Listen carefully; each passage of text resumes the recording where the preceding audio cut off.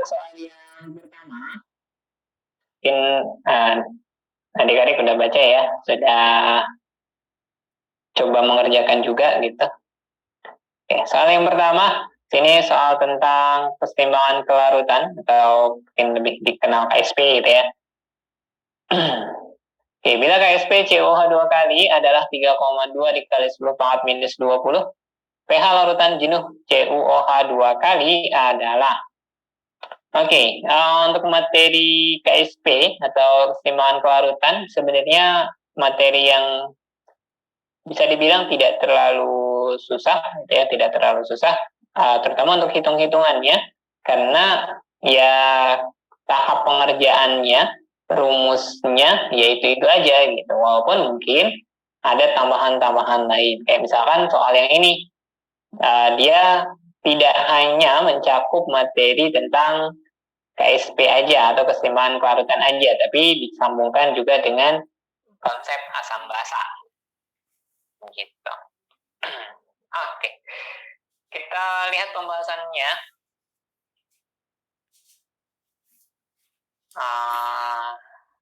Lihat ya. D bukan enggak? Yang mana jawabannya? D.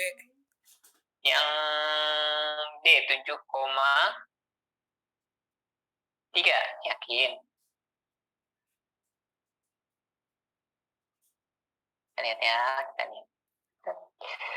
Oke, di KSP atau di kesetimbangan kelarutan, biasakan gitu ya, kalau misalkan ini belum begitu menguasai materi ini, maka tahap pengerjaannya biasakan kita mulai dari ionisasi si senyawaannya dulu gitu ya.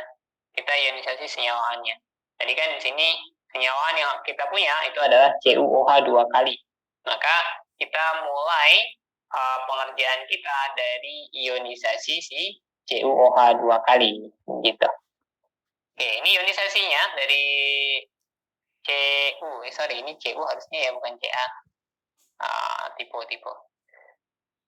Ini Cu ya, CuOH 2 kali jadinya Cu2 plus ditambah 2OH minus. Nah, ini tidak terlalu masalah.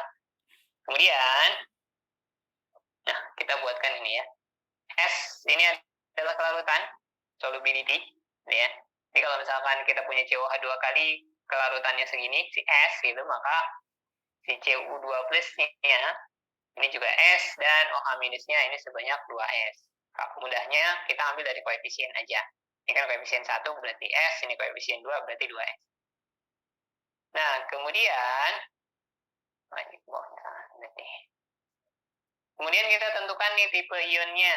Ya, tipe ionnya yang 1 sama 2, berarti tipe ion 1, 2. Tipe ion ini fungsinya buat apa? Tipe ion ini fungsinya untuk menentukan rumus yang kita pakai. Ya, menentukan rumus yang kita pakai. Secara umum rumusannya seperti ini.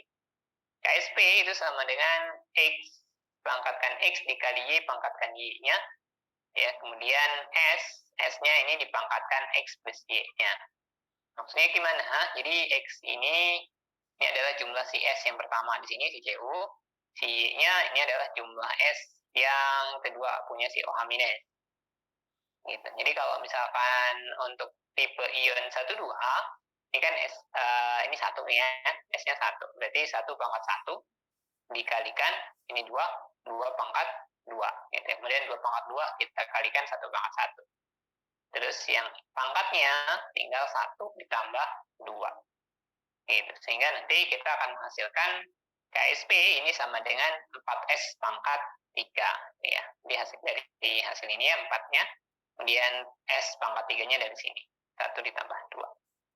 Oke, nah karena KSP-nya udah ada, yang kita butuhkan di sini adalah S. Ya, yang kita butuhkan di sini adalah S. Tinggal dibalik aja. Kenapa kita perlu nyari S? Karena yang ditanya di soal adalah pH.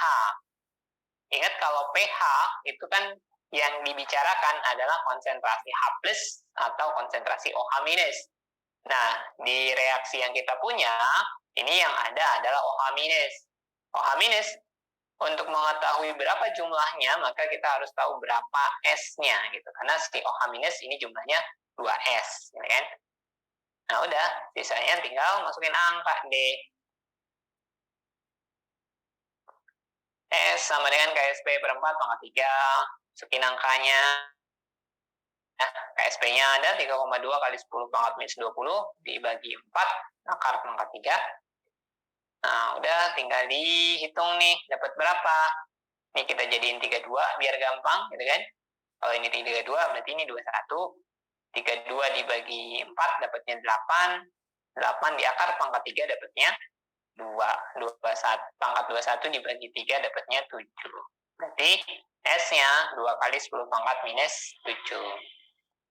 Nah, S-nya ketemu, tinggal nyari konsentrasi OH-. Jadi kan, dari sini. Nah, SS-nya OH-nya itu sama dengan 2S. Ya, OH-nya ini sama dengan 2S. Ya udah, langsung aja. Tinggal 2 dikali S-nya 2 kali 10 pangkat minus 7. Berarti OH-nya 4 kali 10 pangkat minus 7. Nah, tahap berikutnya tinggal sama. Cari POH, gitu kan, minus log OH-. Masukin angkanya 4 minus. Berarti dapat 7 min log 4. Nah, di soal yang diketahui kan log 2 tuh. Log 2-nya kan 0,3.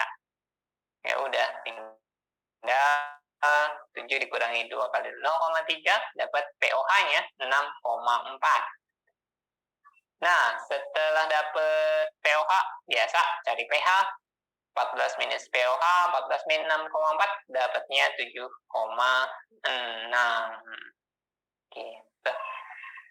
Oke, ada yang mau ditanyakan untuk bagian pertama soal nomor 1 ini? Silakan, boleh chat atau boleh langsung open mic-nya aja.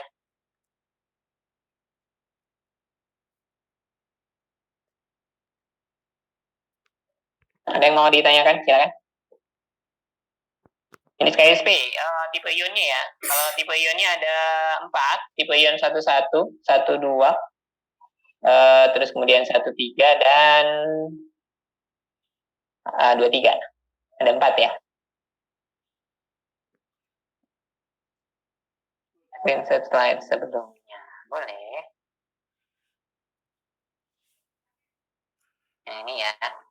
Oke, ini tipe ionnya nanti bisa 1, 1 ya. Kalau 1, 1 berarti kan sininya nanti S pangkat 2, bisa 1, 3. Kalau 1, 3 berarti 27 S pangkat 4 atau 23 berarti 108 S pangkat 5.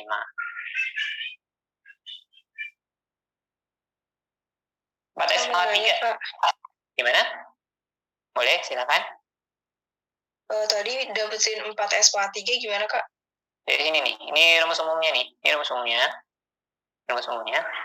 X ini adalah jumlah S. Ini ya.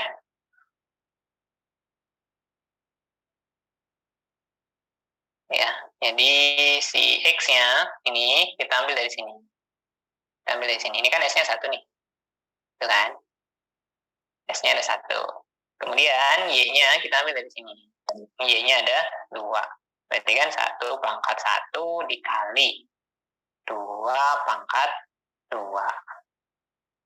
Yang 2 pangkat 2 dikali 1 pangkat 1 kan 4. Ya, 4.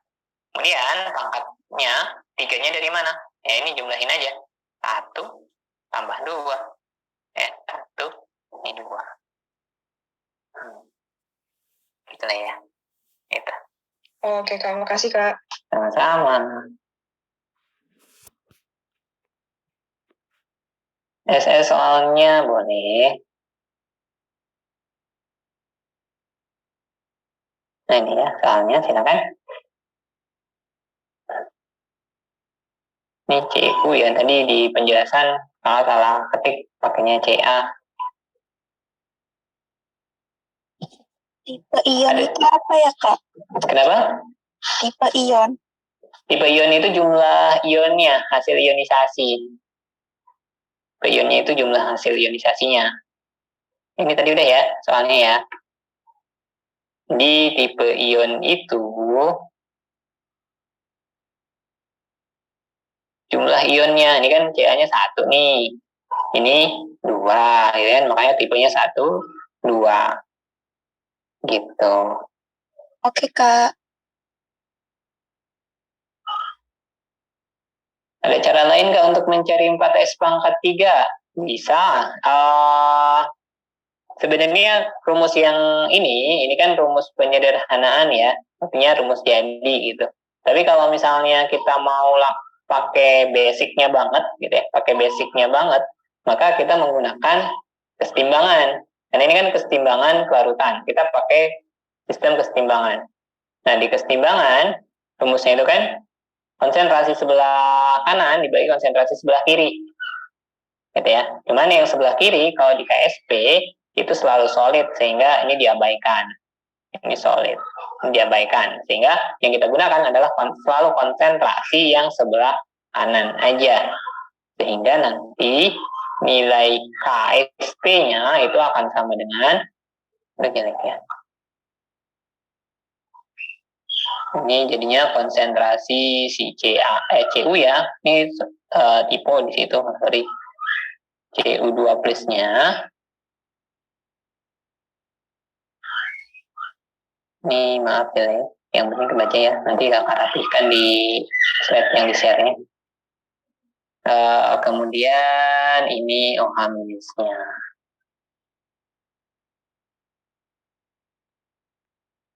Ini basicnya ya. Basicnya dari sini. Angkat koefisien, jangan lupa. Nah, ini dasarnya ini. Ini dapat nilai KSP ini dasarnya. Dasarnya dari sini. Konsentrasi CU2 plus dikali konsentrasi OH minus pangkat koefisiennya 2. Nah, nanti kita masukkan konsentrasinya itu apa? Konsentrasinya itu adalah si S. Jadi sini S, ini 2S. Enggak, S dikali 2S pangkat 2. Dapatnya 4S pangkat 3. Gitu. Ini basicnya. Basicnya dari sini. Kesetimbangan. Kak, ion 1,2 itu komanya ditambah kemudian. Iya, ini untuk memudahkan aja sebenarnya kan biasanya karena di KSP itu tipe ionnya cuma ada 4 gitu ya, cuma ada 4. Nah, kita bisa aja kalau mau langsung hafalkan per tipe ionnya gitu. Rumus KSP-nya nggak akan berubah. Kalau tipe ion 1, 2 mau di sininya diganti apapun, ya pasti KSP-nya 4S pangkat 3 gitu, nggak mungkin berubah.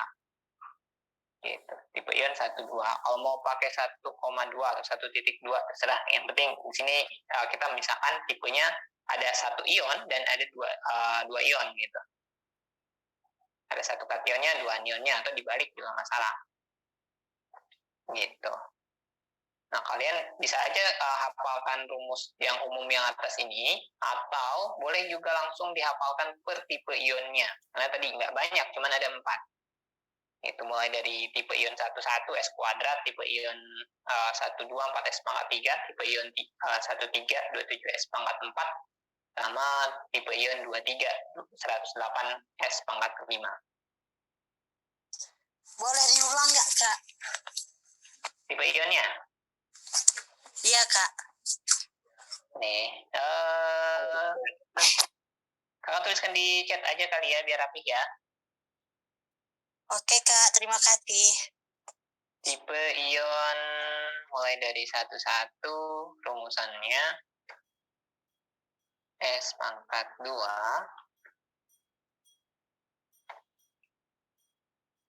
kemudian tipe ion 1, 2, rumusannya itu KSP-nya ya berarti ya, KSP-nya 4S pangkat 3. Nah, tipe ion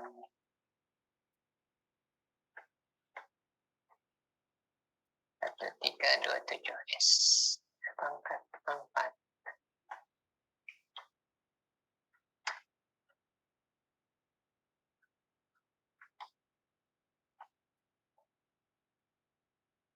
Oke, bisa dilihat di chat, di situ ada 4 tipe ion ya, 11, 12, 13, sama 23. Oke, ada pertanyaan lagi untuk soal nomor 1? Silakan.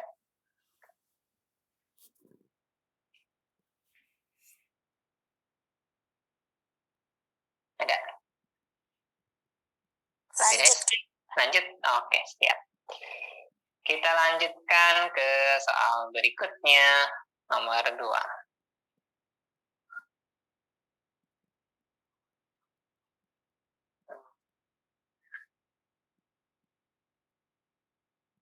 Oke, soal nomor 2. Kelewat. Oke, soal nomor 2, kita ngomongin tentang kesetimbangan. Masih kesetimbangan. Padatan pH3BCl3 terurai menjadi gas pH3 dan BCl3 menurut reaksi kesetimbangan berikut. pH3BCl3, kesetimbangan pH3 ditambah BCl3. Di kesetimbangan hati-hati dengan fasa zatnya atau wujud zatnya. Di situ pH3BCl3 wujudnya padat, sedangkan pH3 itu wujudnya gas dan BCl3 wujudnya gas. Padatan pH3BCl3 sebanyak 0,5 mol dipanaskan dalam tabung tertutup bervolume 5 liter hingga 333 Kelvin. Jika pada saat kesetimbangan tekanan dalam tabung menjadi 0,4 atm, pernyataan yang benar adalah. Oke. Ada yang tahu jawabannya apa?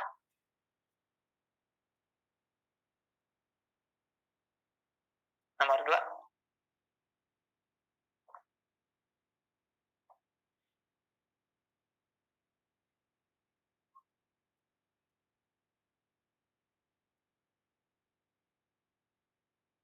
Kira-kira A, B, C, D, E.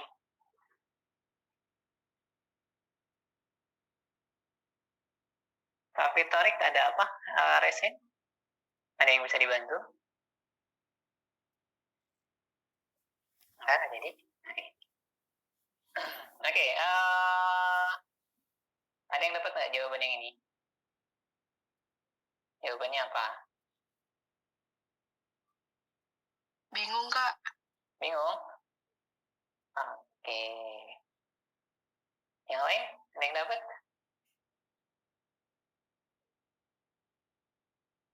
Gak paham, Kak. Nggak paham? Oke, kita bahas ya. Sebenarnya ini nggak terlalu susah sih sebenarnya ya. Pertama kita harus paham dulu nih. Ini kan ada tekanan ya, ada tekanan. Ada tekanan nih 0,4 atm. Kira-kira nih ya, di antara 3 zat yang ada dalam kesetimbangan, ini kan kalau kesetimbangan berarti 3-3-nya ada ya, ingat ya. Dalam kesetimbangan, semua zat yang ada dalam persamaan reaksi itu ada semua. Itu pH3BCl3 ada, pH3 ada, BCl3-nya juga ada. Nah, ini tekanan 0,46 itu punya siapa? Punya BH3BCl3, punya pH3, punya BCl3, atau punya secara keseluruhan, ya, BH3 ditambah pH3 ditambah BCl3, atau hanya punya si pH3 dan BCl3 aja, atau yang punya siapa? Pertama kita harus tahu itu. Nah, kita tahunya dari mana? Kita tahunya bisa diingat bahwa yang punya tekanan, gitu ya, yang punya tekanan dalam suatu ruang tertutup itu yang berfasa gas. Hanya yang berfasa gas aja. Jadi tekanan yang ada nih, si 0,46 itu berarti punya gas. Siapa gasnya? Gasnya pH3 dan BCl3. Berarti ini si 0,46 adalah tekanan total pH3 ditambah tekanan BCl3. Gitu. Nah, dari sini kita bisa mulai pengerjaannya. Ya. Oke, kita bisa buatkan MBS-nya dulu kalau perlu gitu ya. Kalau perlu. Kalau enggak bisa sebenarnya. Oke, kita lihat di sini sebanyak 0,5 mol gitu ya, si pH3BCl3-nya, kemudian dia ada yang bereaksi. Ingat, kalau di kesetimbangan tidak ada zat yang habis. Pasti semua bersisa. Nggak mungkin habis. Ya, nggak mungkin habis. Sehingga si pH3BCl3 di sini awalnya 0,5, bereaksinya berapa kita nggak tahu gitu. Kita nggak tahu reaksinya berapa banyak. Karena di soal nggak ada keterangannya. Maka kita misalkan aja. Oh, misalkan si pH3 BCl3-nya bereaksi X. Berarti pH3-nya dapat X, BCl3-nya dapat X. Dari mana? Pakai perbandingan koefisien. Ya kan, 1, ini koefisien 1, ini koefisien 1 kan sama semua nih. Berarti di sini sama. Nah, udah, berarti di kondisi setimbangnya seperti biasa sebelah kiri berkurang, sebelah kanan bertambah. Berarti pH3 BCl3 0,5 dikurang X, pH3-nya X, BCl3-nya X. Nah, kemudian tadi kita punya data bahwa tekanan total, atau kita udah menganalisa bahwa tekanan total pada kondisi setimbang itu adalah tekanan gas. Gasnya si pH3 BCl3. Totalnya berapa? Ini jumlah ini. Ya, ini kita jumlahin. Berarti PT-nya kan 2X. Gitu. Nah, ketemu tekanan totalnya 2X. Oh ya udah, cari aja X-nya, gitu kan. Berarti X-nya kita dapat 0,23 atm. Nah, kalau X-nya udah dapet, ini masing-masing nih, pH3 0,23, BCl3 juga 0,23, maka berikutnya kita bisa nyari nilai Kp.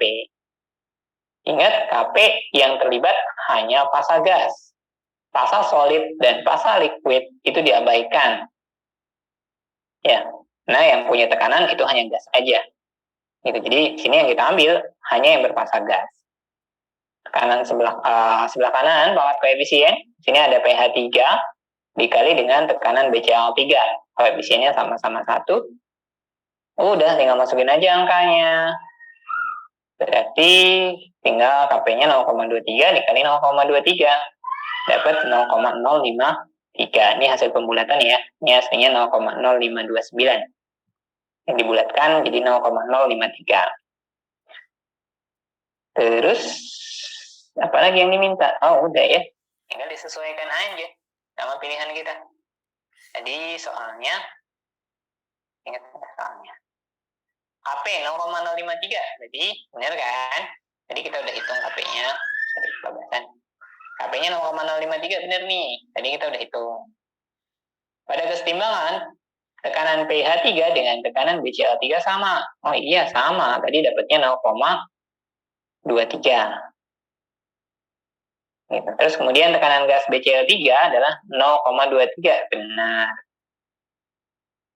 Kemudian pH3 BCl3 habis terurai. Tadi ingat bahwa dalam kesetimbangan tidak akan ada zat yang habis. Angka 4 salah.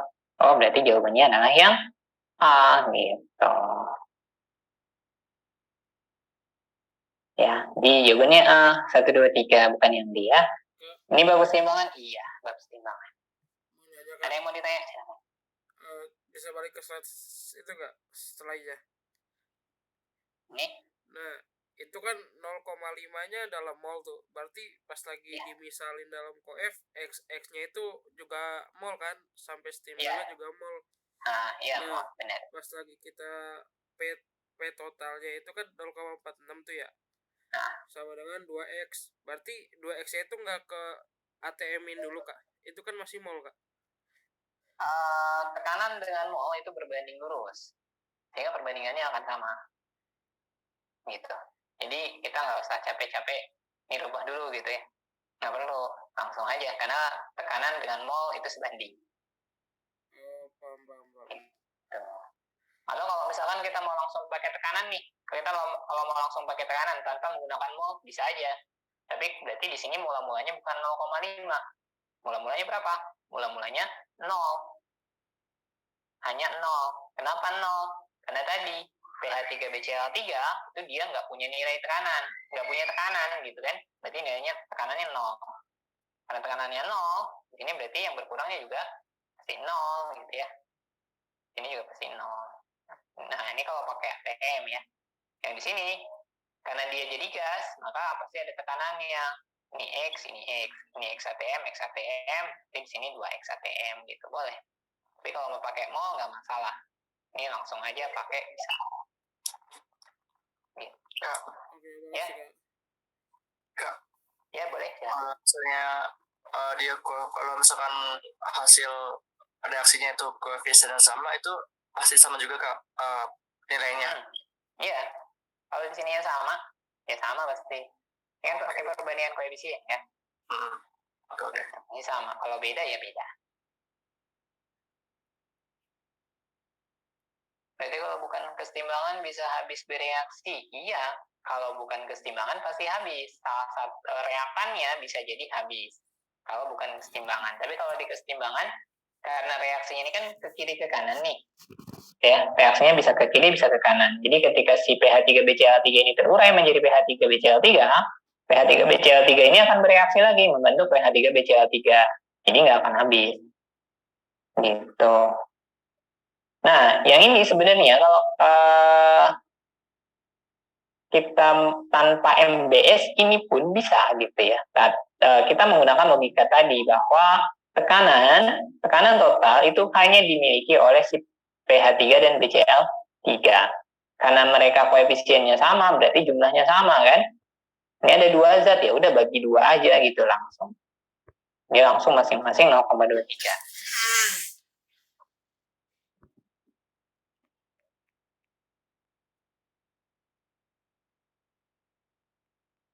Kenapa tekanan total cuma di kanan? Tadi ya, lihat masanya, gas. Yang dilihat adalah gasnya. Kalau misalkan di kiri ada gas, maka di kiri juga dihitung. Gitu. Jadi yang kita pakai adalah gasnya aja. Gitu. Nah, di sini karena kebetulan gasnya hanya ada di kanan, berarti yang kita pakai kanan aja. Gitu.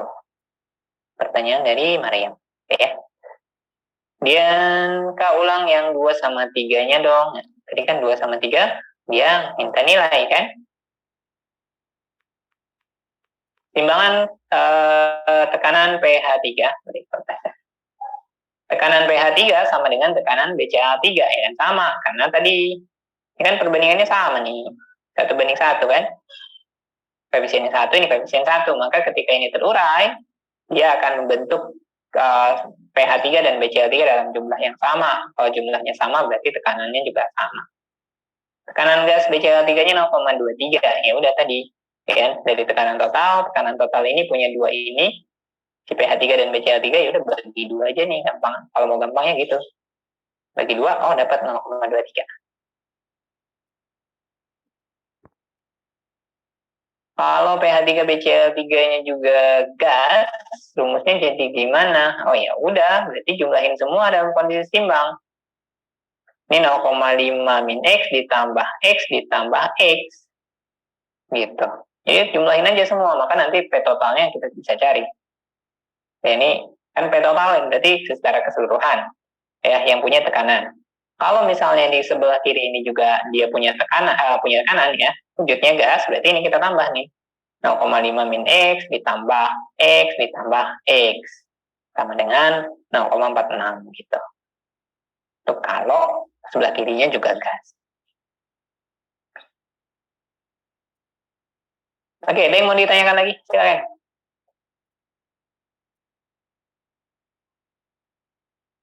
Soal nomor 2, ada yang mau ditanyakan lagi? Lanjut, Kak. Lanjut? Udah? Oke. Oke, kita ke soal yang terakhir, nomor 3. Nah, soal nomor 3 ini tentang termokimia. Diketahui reaksi yang pertama 2Ca ditambah O2 menjadi 2CaO, nilai delta H standarnya minus 1271 kJ. Kemudian reaksi yang kedua, C ditambah O2 menjadi CO2, delta H-nya minus 394 kJ. Reaksi ketiga, 2CaO ditambah 2CO2 menjadi 2CaCO3, delta H-nya minus 178 kJ. Kemudian yang ditanyakan adalah besarnya entalpi pembentukan 20 gram CaCO3 adalah. Oke. Ini tentang hukum Hess. Masih ingat ya? Hukum Hess. Hukum Hess tentang data lengkap. Jadi kita punya reaksi, dia dengan nilai delta H masing-masing, kemudian ditanya delta H yang lain. Ada yang dapat soal yang ketiga? Berapa jawabannya? Masih ingat hasil hitungannya? harus tahu dulu ya, Kak. Ya. Oh ya, nggak dikasih nilai MR ya? Ini harus butuh nilai MR. MR-nya ini 100 MR-nya. CA40, CA40, C12, O16. Ya, lupa kakak nggak ngasih data MR ya. Oke, kita lihat ya bahasannya. Nah, kita punya 3 reaksi ini dengan delta H masing-masing. Kemudian yang ditanya entalpi pembentukan CaCO3. Nah, kita harus tahu nih, gimana sih reaksi pembentukan CaCO3? Ya, reaksi pembentukan CaCO3. Ingat, yang namanya entalpi pembentukan itu adalah entalpi atau perubahan entalpi delta H yang menyertai pembentukan 1 mol senyawa dari unsur-unsurnya. Ya, jadi kalau kita tuliskan dalam reaksi pembentukan CaCO3, reaksinya seperti ini. Di pembentukan CaCO3, sini si CaCO3-nya pasti sebagai produk. Koefisiennya kita buat 1, gitu ya. Koefisiennya kita buat 1, standar untuk 1 mol CaCO3. Terus kemudian reaktannya ini berupa unsur penyusun dari si CaCO3. Karena dia disusun dari Ca, C, dan O, maka di sebelah kirinya kita menuliskan unsur Ca, C, dan O2. Gitu ya. Karena nggak ada unsur O doang, dan adanya molekul unsur O2. Nah, ini reaksinya, reaksi pembentukannya. Nah, jadi pertama kita bisa mencari terlebih dahulu berapa sih nilai delta H untuk pembentukan 1 mol CaCO3. Ya, pembentukan 1 mol CaCO3. Nah, gimana caranya? Kalau kita punya soal data lengkap seperti ini, ya, ada beberapa reaksi, ditanya reaksi yang lain, maka kita cukup menyesuaikan reaksi-reaksi yang di atas ini, ya, reaksi yang ada delta H ini disesuaikan dengan reaksi yang mau kita cari, yang di bawah. Gitu. Nah, kita nggak usah ribet gitu ya, nggak usah ribet satu-satu mikirin gitu ya, semuanya secara keseluruhan dihitung totalnya berapa, enggak. Cukup cari satu-satu aja gini. Kita patokannya yang bawah ya, patokannya reaksi yang bawah. Sini ada Ca. Kan ada Ca. Yaudah, kita cari nih Ca. Ca ada di mana? Oh, Ca-nya ada di reaksi 1. Ya. Kemudian, ini udah ketemu nih Ca-nya. Di Ca ini kita sesuaikan posisinya dan juga koefisiennya. Nah, di soalnya reaksi yang mau kita cari nih, Ca ini ada di sebelah kiri. Di yang diketahui ini juga ada di sebelah kiri, sama berarti kan? Koefisiennya yang mau dicari koefisiennya 1, yang diketahui koefisiennya 2. Oh, berarti ini harus diubah nih. Berarti diapain? Biar bisa jadi 1, oh berarti kita bagi 2 aja reaksinya, gitu kan? Kalau reaksinya dibagi 2, berarti delta-nya juga kita bagi 2. Langsung aja tulis, gitu kan? Ini langsung bagi 2 nih. Berapa kalau dibagi 2? 12. Ini ya. Nah, ini berarti kalau ini kita bagi 2 nih langsung dapatnya segini ya, minus 635,5. Gitu. Nah, jadi kita nggak usah nulisin reaksinya lagi ya. Kalau di UTBK langsung aja, oh ini bagi 2, langsung aja bagi 2 delta-nya. Kemudian yang kedua, geser nih, habis Ca ada C, cari C-nya, oh ada di reaksi kedua. Dia sebelah kiri koefisien 1, sebelah kiri koefisien 1, oh sama, berarti tetap nilainya ya. Kemudian geser lagi, kalau kita geser ke sebelah sini, ini kan ada O2 ya, kita nemu O2. Nah, O2 kalau kita perhatikan di reaksi di atasnya, itu ada di 2 reaksi. Ya, untuk O2, ini ada O2 dan ada O2. Ada di 2 reaksi yang berbeda. Nah, kita nggak usah musingin untuk yang ada di 2 reaksi seperti ini. Lewatin aja dulu. Jadi, yang kita sesuaikan yang berikutnya. Si CaCO3 aja. Gitu. Nah, udah CaCO3 samain lagi posisinya. Sebelah kanan koefisien 1, sebelah kanan koefisien 2. Oh, berarti biar jadi 1, ini kita bagi 2. Bagi 2, minus 178, berarti kita dapatnya minus 89. Nah, seperti ini ya udah, langsung aja kita jumlahin dah. Jumlahin, dapat nilainya ini. Minus 1118,5 kilojoule per mol. Oke, jadi nilai ini untuk setiap 1 mol pembentukan CaCO3. Nah, balik ke soalnya, yang diminta berapa banyak? Yang diminta hanya 20 gram. Jadi, kita harus cari berapa sih 20 gram itu, gitu ya, berapa mol. Nah, ini ya, rumusnya. Ini langsung 12. Nah, ini nyari mol biasa, massa per mR-nya, massanya 20 gram, mR-nya si CaCO3 ini 100 ya. mR-nya 100, berarti 20 per 100, 0,2. Nah, untuk nyari delta H-nya, delta H reaksi ini, si 20 gram ini, delta H yang kita peroleh tadi, minus 1118,5 ini, kita kalikan dengan mol yang mau kita cari. Nah, molnya 0,2, berarti 1118,5 kali 0,2, kita dapat minus 223,7 kilojoule. Gitu. Nah, itu untuk soal nomor 3. Silakan kalau ada yang mau ditanyakan, boleh. Kak, boleh ulang cara nentuin reaksi yang bawah itu enggak? Oke, bawah ini ya. Ini ya. Oke. Kita mulai dari sini nih, pembentukan. Kalau yang namanya pembentukan, berarti kan dibuat gitu kan ya? Yang atasnya. Iya, reaksi yang ini kan? Reaksi ini kan?